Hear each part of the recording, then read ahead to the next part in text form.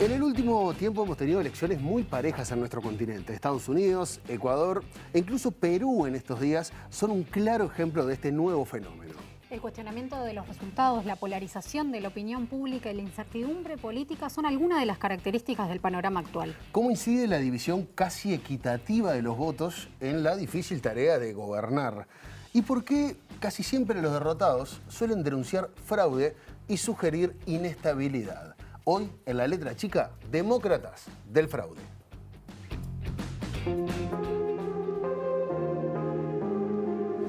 La candidata presidencial peruana Keiko Fujimori pidió este miércoles a las autoridades electorales anular 802 actas de votación, lo que equivale a unos 200.000 votos, bajo acusaciones de irregularidades y fraude en mesa. Fujimori, que va camino de perder la votación del pasado domingo por unos 70.000 votos frente al candidato de izquierda, Pedro Castillo, pidió a la Junta Nacional de Elecciones que tome este paso cuando faltan tan solo 1% de los votos por contabilizar.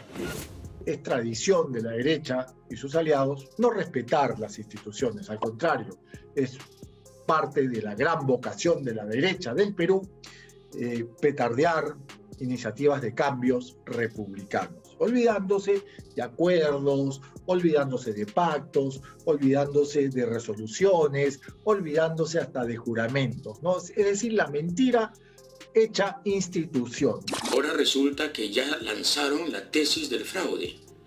Y mucho cuidado, porque esa tesis es precisamente la declaración de guerra a la democracia y al resultado. Con esa tesis, la señora Keiko está garantizando que no hay posibilidad alguna de diálogo con ella, ni con Fuerza Popular, y que no van a reconocer al estilo Donald Trump el triunfo, en el caso de que se confirme, del señor Castillo. No solo la OEA y su secretario general quedaron en una posición muy incómoda tras la aplastante victoria electoral del MAS en Bolivia, porque no fueron ellos los únicos que durante todo un año convalidaron la teoría del fraude electoral que sirvió de gasolina para un cambio de gobierno forzoso. Muchos medios de comunicación se convirtieron en entusiastas amplificadores de aquel discurso y ahora se encuentran más desorientados que Yanine Áñez en un congreso internacional de presidentes electos. Papeletas y boletas mágicas, según unos. Mesas que continúan y que se detienen, contando esas papeletas, según otros. Tuberías rotas que impiden el recuento. Gente en las puertas de los colegios electorales y en las calles pidiendo que paren esos conteos en algunos estados clave. Vaya panorama, ¿no? Donald Trump ya anunció que no iba a dejar el puesto en son de paz y parece ser que es lo que estamos viendo. Y como les dije hace un par de días, este pasado miércoles, la crispación, como ven aquí, ya se ve en la calle. Enfrentamientos entre ciudadanos de un mismo país, pero con distinto signo político, que no asumen, por un lado, la actitud del presidente y por otro, sentirse engañados. Unos hablan de victoria, los otros de robo. Los funcionarios demócratas nunca creyeron que podrían ganar estas elecciones. Honestamente, yo realmente creo esto. Por eso hicieron el voto por correo, donde hay una corrupción y un fraude tremendos. Por eso enviaron decenas de millones de votos no solicitados por correo sin ningún tipo de medida de verificación. Y les dije a todos que estas cosas pasarían. En ningún caso ha mostrado una prueba fidedigna, confiable, que permita evidenciar que hubo fraude, que hubo un mal comportamiento por parte de los funcionarios o que sencillamente se está violando alguna de las normatividades en los distintos estados. El rechazo a las reglas democráticas por parte de quien las debe defender, de quien las debe proteger. Los republicanos llevan décadas mencionando el fraude electoral para justificar leyes más estrictas del acceso al voto. Esas leyes de identificación de voto más estrictas suelen perjudicar a las clases más bajas y a las minorías. La literatura sobre polarización la ha presentado tradicionalmente como una cuestión problemática, como una cuestión controvertida que tiene consecuencias negativas en múltiples direcciones. Frente a esta imagen tradicional, estudios recientes han dado una imagen completamente diferente y han puesto de relieve efectos positivos en distintas direcciones de la polarización ideológica.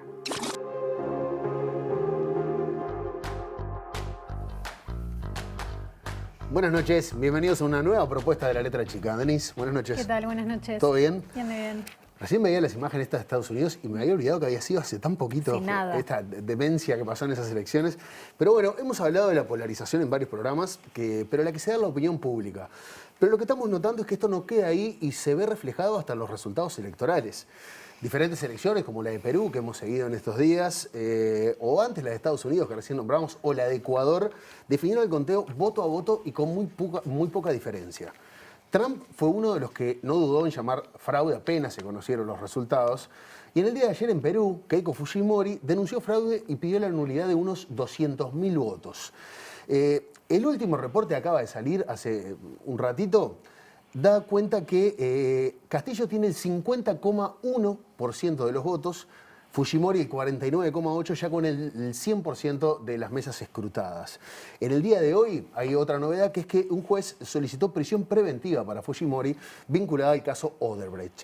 Para analizar esta situación, recibimos a nuestro columnista, amigo y analista internacional, Álvaro Padrón. Bienvenido, Álvaro. Gracias. Álvaro, veíamos esta locura y ayer creo que cerrábamos hablando de eso. De acá al 2024 se vienen 17 elecciones presidenciales en la vuelta, cerquita nuestro. ¿Y qué características tienen estos candidatos que hacen esta división tan marcada, tan fina? Pueden ser diferencias muy grandes o también algunas coincidencias que lleven a la población a tener mismos caminos, por ejemplo.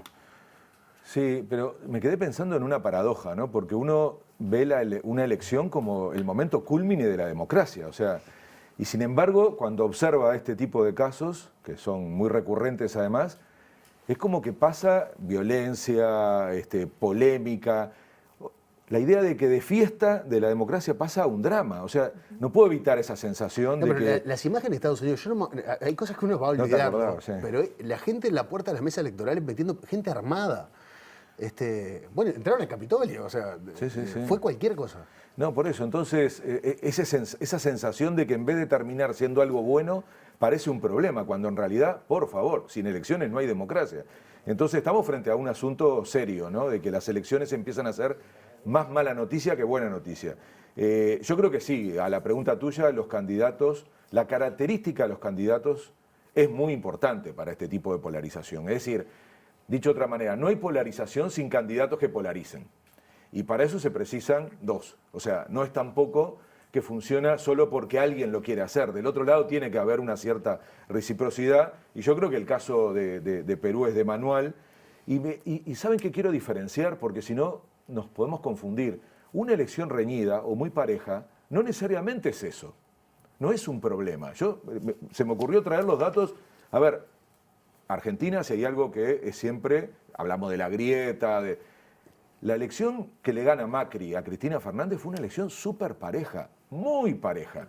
Y no hubo este tipo de clima. Y Macri gobernó. Luego Macri pierde con Alberto Fernández un poco más de distancia en términos electorales, pero sin embargo tampoco fue una sensación de, y ni que hablar de Uruguay, ¿no? Que tuvimos un mes, ¿se acuerdan, no? Segunda vuelta, miles de votos de diferencia, que significaron una cosa tan pareja que, y sin embargo, que no hubo esta sensación de conflicto que hace pensar que uno, en vez de tener una fiesta de la democracia, termina teniendo un dolor de cabeza. Entonces, cuidado, no confundir la paridad electoral con este efecto que para mí tiene que ver con la polarización. Y es efectivamente que pasa antes de la elección, que es que la sociedad se polariza, los candidatos polarizan ese debate, y entonces empieza la idea de unos contra otros y el que gana es como que arrolla y el que pierde queda destruido. Entonces no hay la idea de que la democracia con la elección lauda un conflicto, sino que lo profundiza. Y yo creo que, bueno, es muy peligroso para la política, tiene que ver, repito, con esto de la polarización, la radicalización del discurso. Creo, y eso hay que empezar a entenderlo, que a algunos le conviene. Hay algunas estrategias políticas que hacen de la polarización una herramienta útil. O sea, no es que todo el mundo quiere generar diálogo, no. Hay movimientos políticos que empiezan a demostrar que esta forma de hacer política les da resultado electoral. Yo creo que eso empobrece la democracia, no se discuten ni ideas ni proyectos, se miente, lo decía recién en el informe, ¿no? Se simplifica el debate, se descalifica, se personaliza, se insulta. Y todo eso va generando un clima que luego es muy difícil de evitar en el momento mismo de la elección, porque la campaña entera transcurrió con esa lógica. Y el problema es que después del resultado electoral, y si además ese resultado electoral es muy parejo, tenemos esta situación que tenemos ahora de no reconocimiento y de la continuidad de la polarización post-elección, cuando uno piensa que una elección tiene que laudar una disputa razonablemente de ideas y no esa sensación tipo futbolística de, bueno, si yo te puedo pasar por arriba, te paso por arriba, te gano y después vos perdiste los puntos y quedás afuera del campeonato. Bueno, esa imagen es la que hoy, sin embargo, recorre parte de América Latina. Está presente en el discurso de los votantes. O sea, que otro día hablamos de los votantes fans que hacen referencias futbolísticas a como que se perdió, se ganó un partido. ¿Sí? Todavía te duele, la tenés adentro, no sé el diálogo de fútbol está en la política hoy. Claro, por eso también empobrece. Más que del fútbol, de la masculinización y de la violencia, ¿no? Porque no el fútbol es otra cosa. No le echemos la culpa al fútbol. Es que el fútbol también empieza a incorporar esa lógica polarizante, donde sale el juego como un elemento central, una disputa razonable, con reglas. Este es otro gran tema, el no respeto a las reglas. En mi barrio decíamos que el dueño de la pelota, si se enojaba porque iba perdiendo, se ponía la pelota debajo del brazo y se acababa el partido. Es como diciendo, bueno, yo decido cuándo esto termina. Bueno, algo de eso está pasando en política, algo de eso también permea los deportes, es decir, tiene que ver con un comportamiento social de polarizar las discusiones, de no escuchar a los demás, de intentar no solo ganarle, sino destruirlo. Y en esa lógica, una elección se hace muy difícil, y mucho más difícil se hace después sostener la convivencia democrática post-elección, que es más dramático que la elección misma, porque, entendamos, ¿no? La elección es un momento, después sigue la vida, y si la vida quedó tan desarmada y las capacidades de diálogo quedaron tan heridas, es muy difícil continuar. Álvaro, dos preguntas. La primera, decías que la democracia es una fiesta. ¿Es una fiesta para todos los políticos la democracia? ¿O para otros no sería tanto una fiesta o sería más una guerra? Eso por un lado. Y por otra parte hablabas también de la opinión pública, del rol de la opinión pública en esta polarización. Porque muchas veces también adjudicamos al sistema político el reflejo de estas cuestiones o por ahí la puesta en escena de todo esto. Pero ¿cuánto hay de la opinión pública en esta polarización? Bueno, lo que pasa es que ahí es como, vieron la frase de huevo y la gallina, ¿no? O sea, ¿qué está primero? Ustedes lo han tratado muchas veces en el programa, lo que está pasando con las redes, ¿no? El tipo de debate, de intercambio, por decir debate, ¿no? Entonces, ¿eso está influyendo y contagiando a la política? ¿O la política también alimenta parte de esa dinámica? Yo no sé cómo laudar esa pregunta, lo que tengo claro es que interactúan. Y se retroalimentan en esa lógica. Y yo diría que algunos liderazgos han encontrado en eso una gran herramienta. Es el caso de Trump y de Bolsonaro. O sea, para ellos, que ya tenían clara la forma de hacer política, las redes vinieron a darle un soporte comunicacional a eso. Y esto es muy importante porque, de alguna manera, tiene que ver con el debate de la sustentabilidad de los medios tradicionales de comunicación. La televisión, esto que estamos haciendo acá, la radio, los medios de prensa escrito, en donde lo prioritario es transmitir ideas y discutir y argumentar. Eso está mucho más restringido en las redes. Y si ustedes observan, estos tipos de liderazgos, yo pongo el caso de Trump y de Bolsonaro, pues son primero de países muy distintos, personajes muy distintos, culturas muy distintas, pero hicieron lo mismo, que era confrontar con los medios tradicionales, incluso cuestionarlos, denunciarlos, hostigarlos, sobre todo, ¿saben para qué? Para eludirlos. Porque lo que quieren es no estar mediados. Quieren la conexión directa, no quieren intermediarios. Y por eso se llaman medios de comunicación, porque es el papel del periodista. Y si ustedes observan, a los dos, a Trump y a Bolsonaro, le molestaba sobre todo el periodismo. Y lo que querían era hablar directamente con la gente, con una supuesta teoría democrática, que es, yo hablo directamente con el pueblo. Entonces, esa no intermediación les permitía no argumentar, no discutir, poder mentir sin que nadie les cuestionara, o por lo menos sin que se pudiera cuestionar en el propio debate, y es un método. Entonces, yo no sé qué es primero, Denise, si el huevo o la gallina, si la polarización de las redes y de la opinión pública o la polarización en la política. Lo que tengo claro es que empieza a ser un sistema y una forma de hacer política que a algunos les sirve, y que por lo tanto yo los veo muy poco, digamos, democráticos. ¿No es la degradación de la política eso? Es la degradación, sin duda. O una nueva forma de hacer política. Sí, pero claro, lo que pasa es que la política supone el intercambio de ideas, no la negación del otro. O sea, en todo caso, lo que tenemos, la negociación, la comprensión, el acuerdo, el entender que vos no podés gobernar desde tus propias ideas, sino generando consensos en la sociedad, porque la elección supone, entre otras cosas, que existe otra parte, otras partes, que luego de que se lauda electoralmente vas a intentar contener, porque no es que se van del país. No es que cuando alguien gana una elección, los que perdieron se van del país, entonces vas a gobernar solo para los que te votaron. Entonces, es una idea totalitaria, en definitiva, autoritaria, y por eso personajes como Trump y Bolsonaro tenían muy poco de democráticos, increíblemente haciendo el discurso contrario. Trump terminó diciendo: yo no estoy atacando la democracia, la estoy defendiendo al acusar de fraude lo que había significado la elección. Entonces, yo creo que estamos frente a una forma de hacer política que degrada la política, pero sobre todo afecta a la democracia.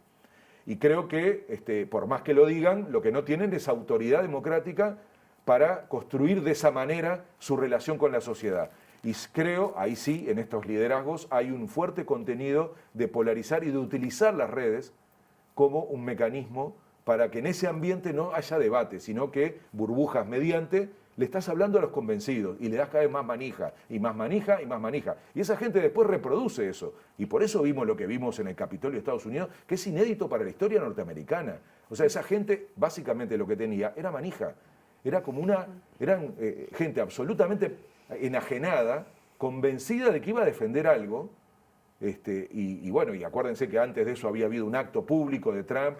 Entonces, fenómenos así le hacen muy poco favor a la democracia, más allá de que luego se llenen la boca hablando de democracia. Y creo que es un momento importante para discutir esta relación entre las grandes plataformas, que son además empresas multimillonarias, que tienen un poder enorme económico para captar la publicidad, que es de donde, entre otras cosas, viven los medios de comunicación tradicionales. Y eso es un debate que en Uruguay lo tenemos mal dado, en América Latina en general. Y esas grandes plataformas que todos consumimos ahora y que nos informamos de esa manera, tienen muy baja calidad de información y de análisis y de aporte a este debate que estamos diciendo. Y entonces, lógicamente, acumulan en la polarización. Así que medios de comunicación, redes sociales y esta forma de hacer política nos tendría que llevar a pensar un poquito más en profundidad, porque no está pasando por casualidad esto, y está pasando en todo el mundo. Es como la pandemia, ¿vieron? Ya no podés decir, mira, es un problema de un país. Es un problema que tiene otra escala y que va a necesitar de un debate internacional. Ahí vos decís, hablas de las plataformas, hablas de las redes sociales, por ejemplo. Bueno, 24% de la población está en redes sociales, 8% de la población está en Twitter. ¿Qué nos pasa que creemos que todo pasa por ese 8% y que obviamos al 92% que no está? ¿Efectivamente el mundo, la política, está pasando por Twitter o es una lectura que lo hace el micromundo que está asociado a la alta política, por decirlo de alguna manera? Y yo creo que en parte es eso. De hecho, ahora cuando consulten a la gente directamente en Perú, yo creo que es muy bueno que comenten. Por ejemplo, Castillo es un hombre que no usaba Twitter. Entonces, ¿qué pasó ahí? Al mismo tiempo dicen que la campaña se la hizo la propia gente, que sí usaba Twitter, entonces no tiene que ver tanto con el candidato, pero sin embargo la herramienta estuvo a disposición para hacer esa campaña. A mí me parece que es un tema, un debate abierto, que es cómo rompemos esas burbujas que claramente en términos políticos se relacionan con una parte de la sociedad. Lo que pasa es que la influencia en la opinión pública no es tampoco tan democrática, ¿no? Hay sectores que tienen mucha capacidad de influir en la opinión pública, más allá de que sean pequeños. Lo hemos discutido varias veces cuando hablamos de la riqueza. ¿Cómo se puede entender que sean tan pocos los ricos y que logren controlar a la inmensa mayoría de la gente en términos económicos, en términos también de capacidad de influir en los estados? Entonces, yo te diría que, por más que parezcan pocos, termina siendo lugares de muchísima influencia, porque tiene que ver luego con la capacidad de reproducción de esas ideas. Y creo que sí, relación, plata, dinero, poder económico y política es también una relación compleja, ¿no? Y sobre todo en la medida que las redes empiezan a influenciar mucho a la opinión pública, impactan elecciones, fue el caso del Brexit, fue el caso del plebiscito en Colombia, fue el caso de Trump y fue el caso de Bolsonaro. Entonces, con mucha plata y la capacidad de influir en las redes sociales, se cambia la opinión pública y se definen elecciones. Entonces, el caso peruano hay que verlo porque, yo repito, si bien estuvieron presentes las redes sociales, el candidato que aparentemente ganó no las usó. Entonces, algo también tiene que ver con la cultura del país. En Uruguay también influyeron relativamente poco. O sea, hay aspectos que tienen que ver con las características nacionales que se ve que todavía dejan por fuera ese tipo de influencia, pero hay que verlo. Ahora, hablamos de elecciones muy parejas. Recién decíamos 50 con 1 y 49 con 8. Y vos hablabas recién de que se personalizaba, por ejemplo, en la figura de Trump, en la figura de Bolsonaro. Y eso genera algo que es como un efecto en la opinión pública que dejan de escuchar el mensaje para escuchar a la persona, a favor o en contra. No importa lo que me estás diciendo, me importa quién me lo está diciendo. Pero claro, vos ganás, pero tenés medio país que no te quiere, que no te va a escuchar. ¿Qué pasa con la capacidad de gobernar? Es fácil con un país que digas lo que digas, la mitad no te va a escuchar y la otra mitad no es preciso que te escuche porque ya los tenés en el bolsillo. Tremendo lío. Es bruto lío, no se lo desea a nadie. Lío. Yo sinceramente creo que nosotros observamos mucho las elecciones porque además desde el punto de vista periodístico es el momento, ¿no? Y después probablemente bajamos un poco la intensidad de estar mirando cómo sigue y empieza lo peor, empieza lo más difícil. Yo te diría que en algunos casos parece casi imposible. Miren lo de Perú, ¿no? Tuvo 7 presidentes en 20 años. 2 terminaron presos, 1 se suicidó, algunos duraron unos días. Si se confirma el triunfo de Castillo, en la primera vuelta tuvo 15% de votos. Y Fujimori, si hubiera ganado, su alternativa, 11%. O sea, Ecuador también llegó con un claro, porcentaje entonces, muy bajo. Estamos hablando de gente que es electa, en principio, con muy poca adhesión. Después viene la segunda vuelta, ¿no? Bueno, aprovecho para decir que en la primera vuelta se presentaron 23 candidaturas. O sea, enorme fragmentación. Yo no sé ni cómo se debe discutir la política como si hubiera 23 formas de interpretar la capacidad de conducir un país, ¿no? Bueno, fragmentación entonces es una cuestión clave, que luego se traslada al Parlamento, y ahí viene para mí la clave de tu pregunta, porque él va a tener que gobernar, por supuesto, si asume como presidente, va a tener que hacerlo también en acuerdo y en conviviendo con un Parlamento. ¿Saben cómo es el Parlamento? 130 bancas. 37 le tocan al gobierno, o sea, a Castillo, el partido Perú Libre, 37 de 130.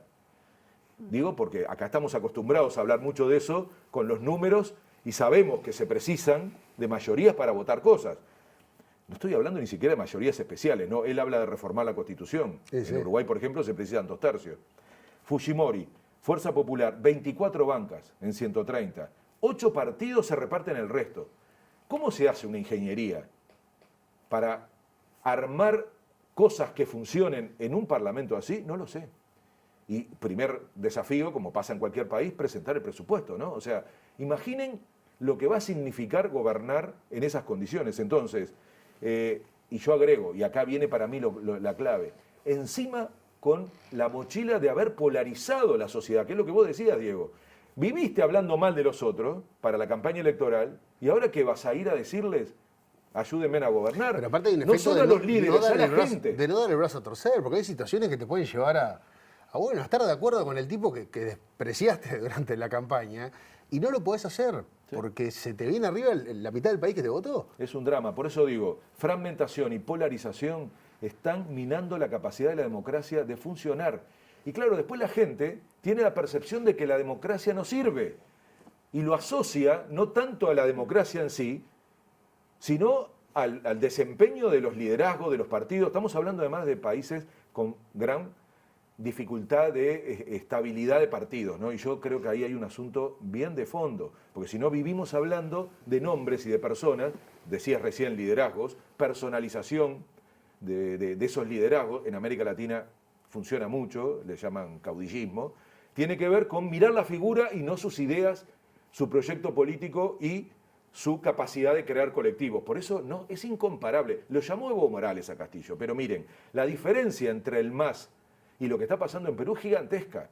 Evo Morales perdió 4 elecciones antes de ganar. Construyó, no solo él, el colectivo que lo rodeaba, un proyecto político que tiene más de 25 años, que gobernó, que luego perdió una elección, que luego tuvo lo que tuvo. O sea, y es más, Evo Morales, que cometió el gran error de presentarse una reelección, lo que demostró es que la construcción de ese proyecto político estaba vigente, porque aún no presentándose él, funcionó y tuvo más votos todavía de lo que había tenido cuando, ¿se acuerdan? En la elección aquella que terminó siendo el desastre de aquel año, en donde quedó, digamos, termina siendo incluso expulsado del país, en fin. Pero luego hay una elección y se demuestra que ese proyecto político estaba en condiciones de volver a revalidar la confianza con la gente.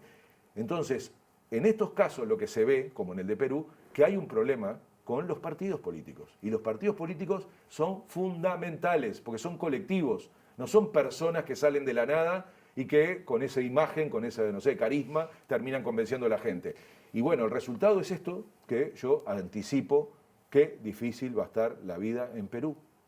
Aun cuando se termine laudando, que no haya líos, que termine aceptando Fujimori este resultado, va a ser muy difícil gobernar para cualquiera Perú, porque es un país fragmentado y que además sufrió un efecto durísimo de la polarización. Álvaro, ¿y qué rol tiene la aparición de la extrema derecha en el mundo, pero también en Uruguay? Por ejemplo, incluso si uno se sacara la camiseta político-partidaria y se entreverara todo, seguramente el mundo no quedaría dividido como está ahora por los partidos políticos, producto de la aparición de la extrema derecha, que ha generado determinadas cuestiones bien fuertes y bien duras a nivel de opinión pública. ¿Qué rol tiene? Y también, ¿por qué algunos terminan adhiriendo a la extrema derecha? Yo creo que hay una relación directa entre esto que está pasando y el crecimiento de la extrema derecha. No tengo ninguna duda. Si uno observa, en donde hay elecciones polarizadas, crece la ultraderecha.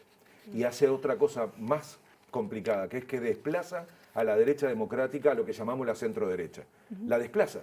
Y se va corriendo, es como una cosa centrífuga, ¿no?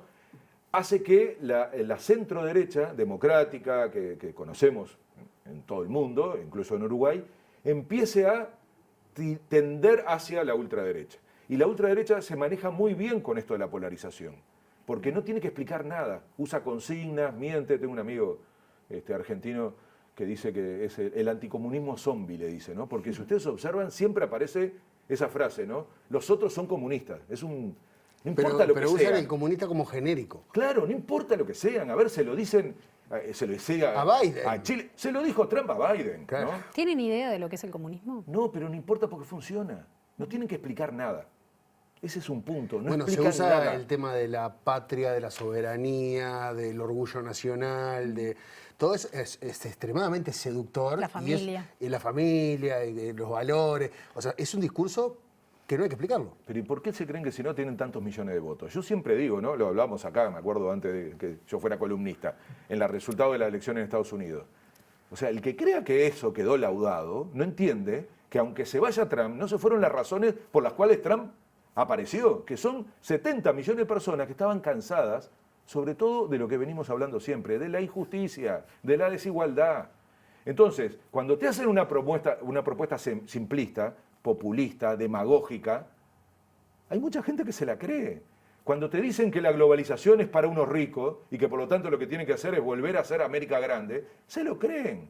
Y ese discurso recorre el mundo con la voz de la ultraderecha. Y entonces, si además polarizás, utilizás inteligentemente las redes, tenés mucha plata para segmentar campañas y articulan internacionalmente, y miren que existe, no estoy haciendo con esto terrorismo ni una cosa, no, es así, hay reuniones, hubo una cuando asumió el presidente de Ecuador recientemente, en donde fue invitada Keiko Fujimori porque ya daban por seguro que ganaba, con la lógica de cómo no le va a ganar a si salió de nada, ¿no? Y otra característica también es que articulan directamente en los territorios más pobres y por ende ahí disminuye la organización popular. Sí, sí. O sea, la extrema derecha está vinculada directamente con el territorio y la pobreza. Cuidado con eso, porque además es una extrema derecha que está logrando ganar con votos. No es que se impone desde el punto de vista autoritario, no son golpes de Estado. O sea, Bolsonaro ganó una elección y sigue teniendo un 30 y pico % de adhesión, entonces... Bueno, igual avisó que solamente Dios iba a poder sacarlo de la presidencia. Y o sea, bueno, cada tanto tira una como diciendo, miren que y lo mismo pasó con Trump, y lo mismo, o sea, después les cuesta soltar el poder. Y sobre todo, siempre eso está detrás de una conspiración, ¿no? Particularmente el comunismo internacional, que entre otras cosas no existe, pero ellos lo ubican como una estrategia en donde se influyen a los países y su soberanía nacional es ese enemigo externo, ¿no? Que es otro discurso típico de este tipo de formulación política. Entonces, yo creo que sí, hay una relación directa entre polarización y el crecimiento de la ultraderecha en todo el mundo, incluyendo Europa, que es el lugar donde la democracia se desarrolló, digamos, con más potencia. Y lo otro peligroso que estamos viendo es cómo la centro-derecha democrática va desplazándose y va perdiendo peso. El caso brasilero es paradigmático. Inventaron un monstruo que fue Bolsonaro y después no lo pudieron parar. Y creyendo que en la segunda vuelta, con los candidatos de centro-derecha, ganaban. Y ganó este amigo, que ahí lo tenemos, ¿no? Acá al lado. Álvaro, muchísimas gracias por estar con nosotros hoy. Gracias. En el segundo bloque, Denise, no vamos a ir a Perú, a Lima, porque vamos a hablar con Lucía Alvite, es una socióloga, para que nos cuente un poco de estas elecciones en Perú, esta elección extremadamente reñida, que hoy con el 100% de las mesas escrutadas ganó Castillo. Pero no sabemos todavía. Ya venimos.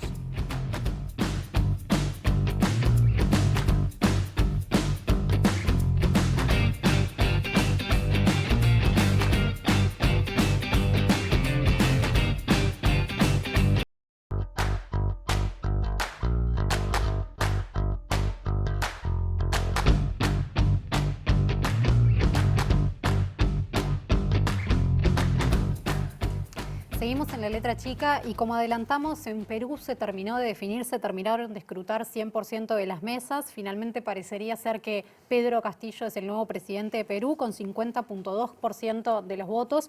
Keiko Fujimori quedó con 49.8% y producto de haber perdido denunció fraude y pidió la nulidad de unos 200.000 votos.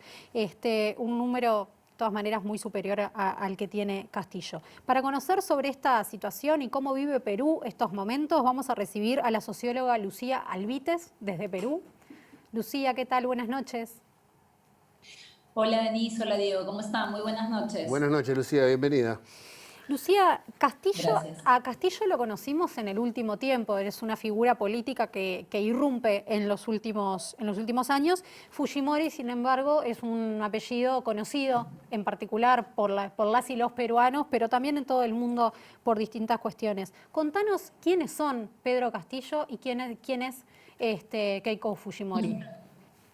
Bueno, el profesor Pedro Castillo es un sindicalista, es un profesor, un docente de escuela básica regular de Chota, de una localidad de Cajamarca, en el país, y es un líder sindical. Él es un dirigente que lideró una de las más importantes huelgas magisteriales de los últimos años, ¿no? Con un sector importante del magisterio, ¿no? Y si bien era un poco desconocido, ¿no? Por ejemplo, para Lima o para ciertos sectores, ¿no? Tenía mucho reconocimiento de ciertas regiones del país, de ciertos sectores organizados a partir de la lucha que él emprendió, ¿no?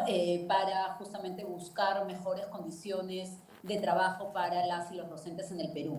Al otro lado, la señora Keiko Fujimori no solamente es la heredera de la dictadura fujimorista de los años 90, la cual reivindica y la cual también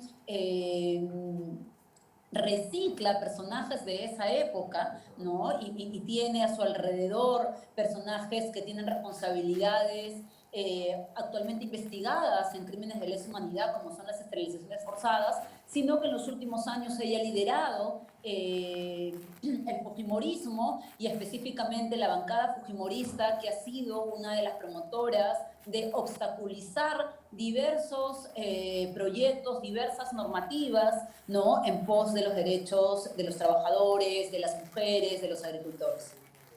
Ahora, Lucía, nosotros veníamos hablando que, bueno, hoy está claro que fue una elección muy dividida. No sabemos si la sociedad peruana está tan polarizada como terminó marcando esta elección, pero claramente hablas de una heredera de una dictadura, la dictadura de Fujimori de los 90, una mujer muy cuestionada, rodeada de gente muy cuestionada, pero que tuvo casi la mitad de los votos de los peruanos. ¿La sociedad peruana está tan dividida, tan fragmentada como termina mostrando este resultado electoral? Lo que pasa es que, vale decir, no quiero olvidarlo, que además Keiko Fujimori es actualmente una persona a la que la justicia peruana pide 30 años de cárcel por varios delitos, uno de ellos dirigir una organización criminal, ¿no? Yendo a tu pregunta un poco, Diego, lo que sucede es de que los sectores, ¿no?, de la derecha, ¿no?, amplios sectores de la derecha, alinearon, ¿no?, su voluntad y su opción a la señora Keiko Fujimori. Es importante también decir y analizarlo, ¿no?, que en la época de Alberto Fujimori y de su papá, ¿no?, lo que se produjo en la práctica fue un populismo de derecha, ¿no?, donde con ciertas medidas, ¿no?, con ciertas obras públicas, lo que se hizo es crear ciertas redes clientelares que se asentaron y se fueron sosteniendo en el tiempo con los recursos inagotables que tiene el fujimorismo, producto justamente de las acusaciones que hoy están sobre la señora Keiko Fujimori, ¿no? Entonces, creo que eso es importante también analizarlo y que sí, ¿no?, sobre todo en Lima y en ciertas zonas urbanas del norte o del oriente del país, Keiko tiene, el fujimorismo, cierto voto popular, pero también creo que es importante señalar, Diego, Denise, que lo que ha sucedido en estas elecciones de mucha polarización, como ustedes bien lo han descrito, es que también los grandes medios de comunicación, la concentración de medios, ¿no?, ha estado en la práctica siendo parte de la campaña de la señora Keiko Fujimori, ¿no? Hemos vivido la parcialización de los medios. Es más, en estos momentos tenemos una coyuntura en el país donde varios periodistas han tenido que renunciar a medios de comunicación justamente por denunciar que la línea editorial de los medios de comunicación han sido pro Fujimori, pro Keiko, ¿no?, y pro una opción. Una ONG aquí como Transparencia ha denunciado a la Corte Interamericana de Derechos Humanos la falta de transparencia y el papel que han desarrollado los medios de comunicación en esta segunda vuelta, ¿no?, donde la gran concentración de medios, como les decía hace un rato, estaba básicamente parcializada con la señora Fujimori. Ni con eso, y creo que eso es importante decirlo, ni con eso han logrado ganar esta elección. Contabas, bueno, lo que pasó con Alberto Fujimori y han tenido experiencias complejas con los últimos presidentes en los últimos años. A partir de esto, ¿cree el pueblo peruano en el sistema político? Justamente no. Lo que hay ahora es una gran desconfianza y deslegitimidad a este sistema político, ¿no? Un sistema político que expresa un modelo económico donde el Estado en la práctica se ha convertido en la mesa de partes y en el guardián de los intereses de ciertos grupos empresariales, ¿no? Entonces, si tú tienes un modelo económico y una clase dirigencial que no le interesa un sistema político representativo, es decir, un sistema político con partidos que puedan representar las grandes demandas y necesidades de los ciudadanos y ciudadanas, de ciertos sectores, ¿no? Es difícil que se pueda justamente tener un sistema político con legitimidad, ¿no? Hay un hartazgo de la población peruana. Yo te digo, en la primera vuelta, bueno, el profesor Pedro Castillo encabezó los resultados, ¿no? Han habido otras opciones de cambio, como Juntos por el Perú, que lideraba Verónica Mendoza, que obtuvo entre un 6 y un 7%, que también justamente expresa la necesidad y el anhelo de cambio que tiene una parte de la población peruana y que tiene que ver con que derechos como la salud, como la educación, han sido convertidos en un negocio, y eso como nunca antes se ha visto en esta pandemia. Ahora, Fujimori, veníamos hablando también que se ha dado en varias elecciones con estos candidatos de derecha. Citábamos a Trump, Ecuador, hoy pasó con Perú. Al vislumbrar la posible derrota, hablan de fraude, generando así cierta inestabilidad. También se suma esta denuncia que tiene Fujimori en su contra. Quizás esto pueda ser un intento de, digamos, retrasar a la justicia o intentar conseguir un poco más de tiempo. Pero, ¿qué tan justificadas son estas denuncias de fraude en estas elecciones en Perú? Absolutamente injustificadas, Diego, ¿no? Lo que tenemos es realmente un texto que ellos han presentado increíble, ¿no? Que no tiene que ver con la realidad, donde lo que se busca además objetivamente es quitar votos, robar votos de los lugares donde el profesor Pedro Castillo ha obtenido la mayoría de votación.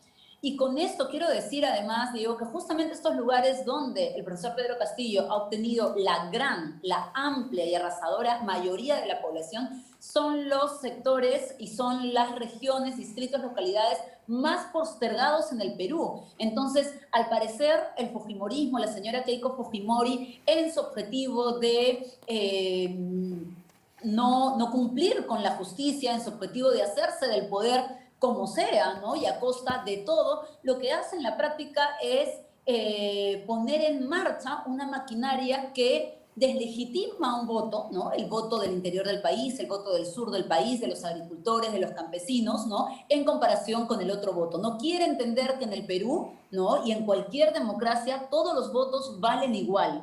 Todos los votos merecen igual respeto, respaldo y defensa, ¿no? Entonces, es una vez más, ¿no? Un episodio de la señora Fujimori donde no quiere aceptar la derrota, donde acostumbrada al delito, al crimen, al robo, ahora quiere robarle la elección a los peruanos y peruanas. Para ir terminando, veíamos que Castillo gana con el 50.2%, que de las 130 bancas que hay disponibles, solo 37 bancas son de su partido. ¿Cómo crees que va a ser la gobernabilidad en este escenario, en un escenario tan marcado por la polarización y tal vez hasta marcado incluso porque la principal candidata, la candidata que llegó 49.8%, pueda ser incluso privada de libertad en los próximos días?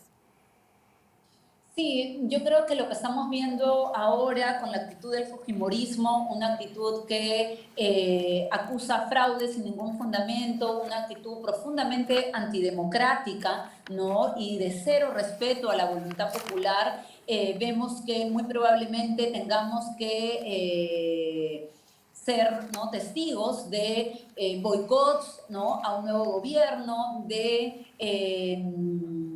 estrategias para impedir que se hagan los cambios por los que la gente ha votado, ¿no? El Congreso es un espacio importantísimo de legislación, de representación y de fiscalización, donde el fujimorismo en la práctica hoy día tiene la mayoría. ¿Por qué? Porque si bien no tiene la mayoría ellos como fuerza política, sí la tienen con sus aliados de las fuerzas de derecha. Entonces, lo que toca, Diego, Denise, es una ciudadanía movilizada, es que el pueblo defienda los cambios que tienen que haber desde las calles, desde la organización, ¿no? Y confiar, ¿no? En un proceso que profundice la democracia, en un proceso democratizador donde nuestras instituciones no sean la chacra, ¿no? de cierta élite, sino que sean de verdad espacios de administración que encuentren soluciones a las necesidades y a las demandas de la gente.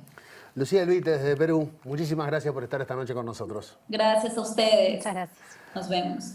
Denise, vamos a seguir recorriendo la región porque en el último bloque de La Letra Chica nos vamos a ir a Argentina, a Buenos Aires, para charlar un poco con una sociedad que siempre, lamentablemente, la tomamos muchas veces como una sociedad polarizada desde hace muchísimos años.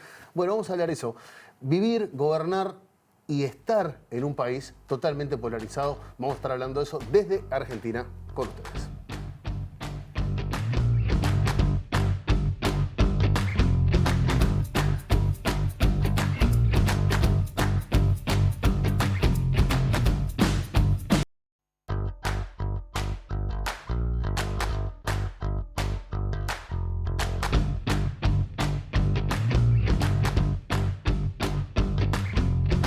¿Qué tan sano para una democracia es una sociedad extremadamente polarizada y dividida en partes iguales? Nos vamos a ir hasta Buenos Aires para conversar sobre esto con Amílcar Salas Oroño, doctor en Ciencias Sociales por la Universidad de Buenos Aires y magíster en Ciencia Política por la Universidad de São Paulo. Amílcar, buenas noches, bienvenido. Buenas noches, ¿cómo les va? Un saludo para ustedes y para la audiencia. Muchas gracias por estar con nosotros. Amílcar, desde la ciencia política, una sociedad dividida, casi en partes iguales y extremadamente polarizada, ¿qué consecuencias puede tener para una democracia sana?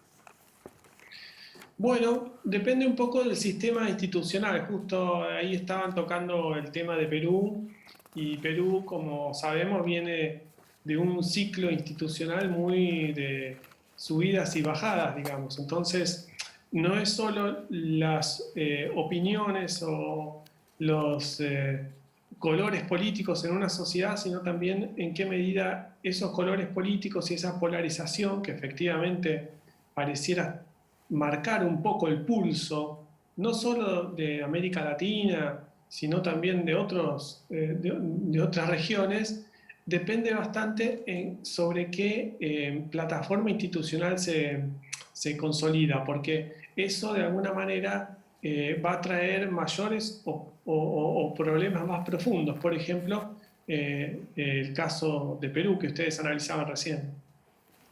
Amílcar, veíamos algunas elecciones que han sido muy reñidas, el caso de Perú, también fue el caso de Uruguay en su última elección.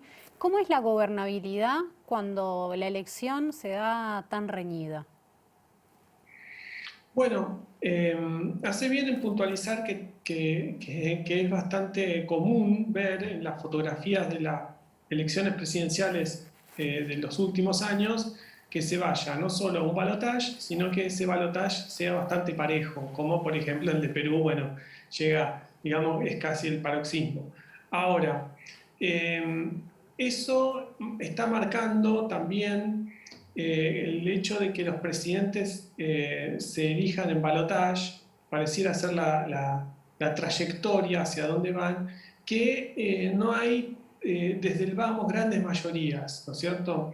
Y ahí ya si uno empieza a recorrer la idea de que no hay grandes mayorías como podía ser antaño, los grandes partidos calificados como tradicionales en América Latina, entonces vemos que se componen estas mayorías de cara a las elecciones. Y la composición de estas mayorías electorales involucra toda una serie de movimientos que son bastante novedosos, como pueden ser las formas de las campañas electorales, que combinan, ¿no es cierto?, diferentes técnicas y metodologías de campaña. En síntesis, a mí me parece que no solo tenemos estas sociedades polarizadas, porque al resultado electoral pareciera que le acompaña después la sociedad polarizándose, sino que esta polarización de alguna forma también es construida por un tipo de sociedad que cuando se moviliza con instrumentos que hacen aún más estridentes las posiciones. Y eso queda como cultura política. Con lo cual quiero decir lo siguiente, quizás lo problemático no sea el resultado, sino que esas polarizaciones muchas veces quedan instaladas. Y eso hace más dificultoso poder desarmar los eventuales empates que se generen en la sociedad, tanto en el Parlamento como en medidas que pueda llegar a tomar el Poder Ejecutivo. Perú va a ser ciertamente un gran interrogante para qué pasará con esa elección muy polarizada, ese resultado muy ajustado, y un Parlamento que también va a ser muy dificultoso. Es decir, hasta qué punto esas polarizaciones que terminan convocando, que terminan posicionando, resultan en situaciones institucionales que no digo que agravan más el cuadro, pero lo dejan con mucha incomodidad. Sí, se nota que de alguna manera como que el objetivo final es alcanzar el gobierno sin darse cuenta que en realidad ahí empieza. Ahí es realmente donde empieza. Lo toman como un fin, el simple hecho de hacerse del poder, pero después usar ese poder quizás no sea tan sencillo estando tan polarizados. Pero lo analizamos con Álvaro Padrón en el primer bloque. ¿Cómo analizás vos la aparición de la extrema derecha a nivel global y cuál es la influencia que puede haber tenido en esta polarización? Bueno, no están separadas las cosas de estos escenarios polarizados, las nuevas metodologías de las campañas, los contextos en los cuales las instituciones son frágiles para modular estas posiciones más extremas, y entonces aparecen fuerzas políticas que hacen campaña a partir de la estridencia, hacen campaña a partir de posicionar determinadas informaciones o posturas o determinados rasgos que en realidad son chocantes, generan disrupciones, generan toda una secuencia de emocionalidades políticas que quizás no tienen tanto que ver con un programa, ¿no? Entonces aquí se complica aún más, porque estas polarizaciones, en concreto la extrema derecha, tanto en Europa como el modelo Trump o el modelo Bolsonaro, y podíamos meter también algunas cosas de figuras como Keiko Fujimori o que la propia Yanine Áñez, y así en cada sociedad política hay algunos ejemplos más o menos cercanos a esta idea de extrema derecha. Son figuras que se ponen en un determinado punto del espectro político y no se mueven de allí porque saben que quedarse en un punto, el caso típico también es Bolsonaro, ¿no? Se va a quedar, incluso la última semana de campaña va a seguir diciendo las mismas cosas. ¿Y eso qué quiere decir? Que en realidad hay todo un espectro ideológico y un tipo de campaña, un tipo de opciones políticas, que ahí también metemos la cuestión de la fake news y todo el circuito de construcción de las opciones ciudadanas a partir de las mentiras, que hace que personajes con una determinada característica histriónica puedan reclutar voluntades ciudadanas. Ahora, de programas políticos, de capacidad de articulación y gestión gubernamental, de capacidad para proyectar esos países en la esfera internacional, poco y nada. Es decir, son personajes muy útiles para las campañas, pero son personajes que después hacen agua al momento de la gestión. Y esto es un punto más en la degradación institucional de ese país. Es decir, las extremas derechas tienen esa facultad corrosiva en realidad y dejan las rondas políticas cada vez peor. Amílcar, para terminar, ¿qué consecuencias trae la polarización? Y de alguna manera podemos pensar en un escenario donde haya una democracia más sana, y este escenario debe partir por el sistema político, por la opinión pública, por un sistema político en el que la opinión pública cree cada vez menos. ¿Por dónde tiene que partir este cierre de la polarización, si es que es viable? Bueno, es difícil. Las fuerzas progresistas responsables tienen que intentarlo las veces que sean necesarias. La situación es que nuestras democracias son bastante verdes, son bastante siempre con dificultades para consolidarse y aparecen retos. Las democracias son, digamos, sobreviven a los retos que se les presentan. De los 80 para acá, las democracias latinoamericanas tuvieron distintos retos. Qué hacer con la deuda, qué hacer con el neoliberalismo, con la protesta social, es decir, diferentes agendas se fueron construyendo como desafíos para la democracia. En particular, el tema de la extrema derecha es también un desafío, porque estos candidatos que se posicionan en el rincón final del espectro ideológico y de ahí no se mueven y generan campañas electorales a su medida, son peligrosos para el sistema en general, como dije recientemente. ¿Cómo se combate eso?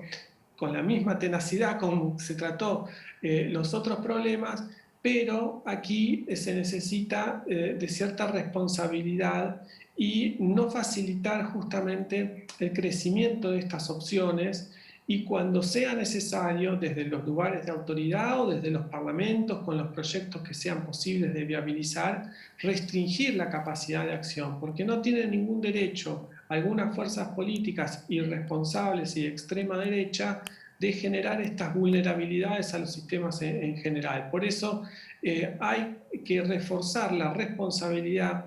En pandemia, los países latinoamericanos, como ustedes saben, hemos sufrido mucho esta situación y muchas veces también por la irresponsabilidad de estos sectores de extrema derecha.